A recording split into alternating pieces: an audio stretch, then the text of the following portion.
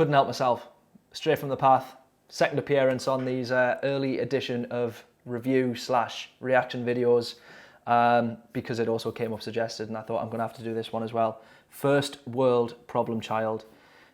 This is actually one of the later tracks that I heard. It's one of their earlier tracks, or kind of like middle catalogue. Became a bit of a classic, I would probably say, an early classic in the Stray set. Yeah, I've already reviewed Craig Reynolds. I say review as if I've got any kind of authority to say what's, you know, yes, good job, Craig. I did like a little review thing on Fortune Teller, and still watching that. My mind is blown on how he manages to play that shit underneath a paradiddle. Some drummers are better than others. That guy's insane. And this is another one, First World Problem Child. I don't think Craig was actually the drummer when this one was tracked, but it was a track that he played at his drum clinic, which I went to in Leeds, mentioned that in the previous video. And it was quite interesting to hear this track without the vocals, considering I'm so used to screaming along, doing my best. But yeah, we're just going to jump straight into this. This is actually live from, does it say where it's from? I don't think it does, actually. London, I know that much, from the Smash 'Em Up Live in Europe 2019 live album, featuring Sam Carter. So yeah, let's just jump straight into this one. Absolutely love this band. I fucking love this song as well. Here we go, 3, 2, 1. Reynolds, kick this shit. Every rich like he's got something to say. Yes!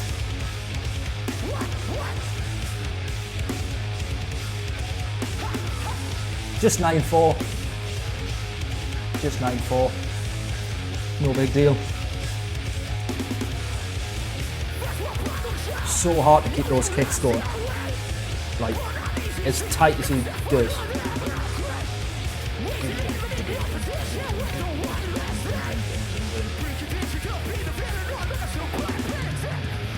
I think he plays to a click as well. He was talking about this at the drum clinic. Certain songs that he starts, he'll program a click unbeknownst to the rest of the band. Just the energy of Drew as well, the singer, is like just fucking full on for a full set, man. Like, the guy does not let up.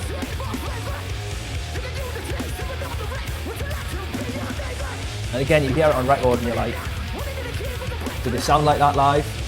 The answer is yes. Can they keep up that energy live? The answer is yes. Yes, Sam Carter.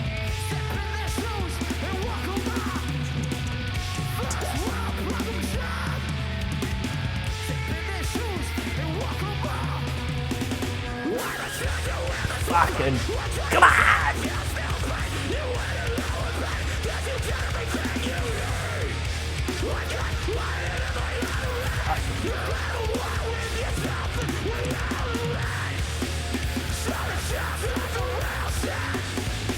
Listen to this. And look at that crowd and all, man. This was supporting while she sleeps. You can tell by the logo.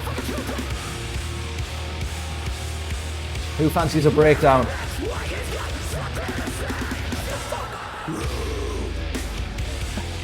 Fucking come on!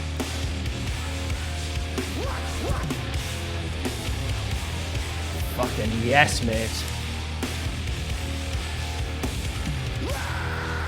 Vocals, yeah.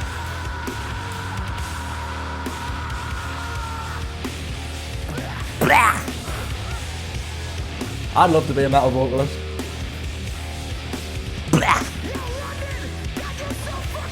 Yes! These... Listen to those fills, man.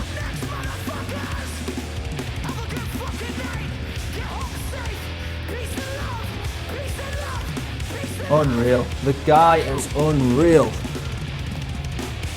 Right, manage that bit, manage the end bit. Listen to the snare. Fuck.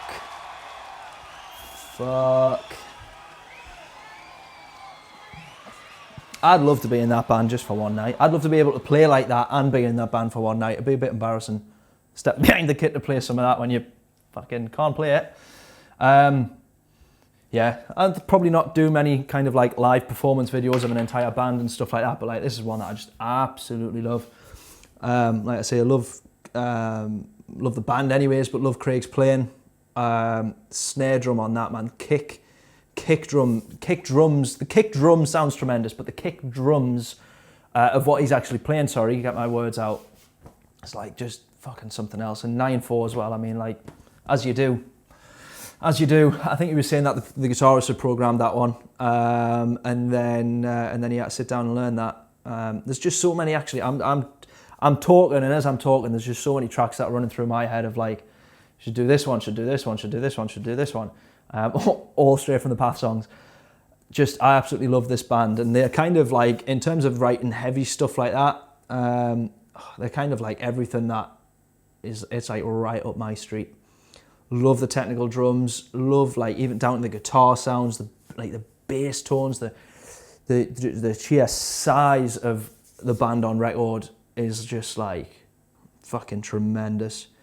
Live, they just sound fucking exactly like that live. Like, I know this is a recording through the desk, it can be mixed, mastered, all the rest of it, but if you don't have a good capture to begin with, you're kind of limiting yourself. And just fucking what they have there, man, is just, they've got it. I was really hoping to catch them at some festivals this year, due to the issue that we have with the coronavirus right now. Obviously, a lot of those festivals have been cancelled. A lot of those dates will have, of course, then have been cancelled. So, but luckily enough, I saw them live last year. When that song kicked in, man, I was like, fuck, yes. I stopped doing mosh pits after I nearly broke my leg in a Lamb of God mosh pit with Black Label, which is another song that I might now have to review. But when that kicks in, dang, dang, dang, dang, dang, dang, snare drum on that, man. Yeah, when that kicks in, that's scary stuff in a mosh pit, and it took me a while to venture back in, and then straight from the Path, First World Problem Child, Fortune Teller, all that stuff when it all kicked in, and Second Death as well off that album, man. That is another one. That breakdown, how he manages that, like how he manages a lot of this stuff as well, is just like, if you happen to still be watching this, I'm just rambling on now, just licking his arse really. The stamina to be able to play that. And I know he mentioned on the podcast actually about kind of like a 40-minute set is about kind of like the ideal sort of set length. And I'm surprised he can even manage that. Like the Tombstone Crow stuff, like, you know, 2 or 3 tracks off the belt of like anything kind of above 150 BPM, and I'm like needing any of them with a bit of double bass, and I'm like, give us 5, lads. And just, yeah, the stamina to be able to keep, I mean, the guy's a beast to begin with, but the stamina drum-wise to be able to play all that sort of stuff is just something else. Those fills at the end, man, like, I'm gonna rewatch them. We're going back into it. We're actually doing this. 2 minutes, where should we go from? 2 minutes. Yeah, 2 minutes 20. Listen, like, that scream.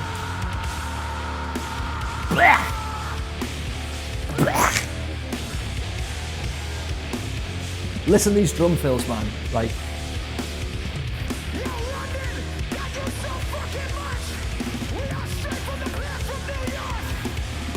hi-hat in there. I love those drag snare accents. There they are again. Down. Guitars. Oh yeah.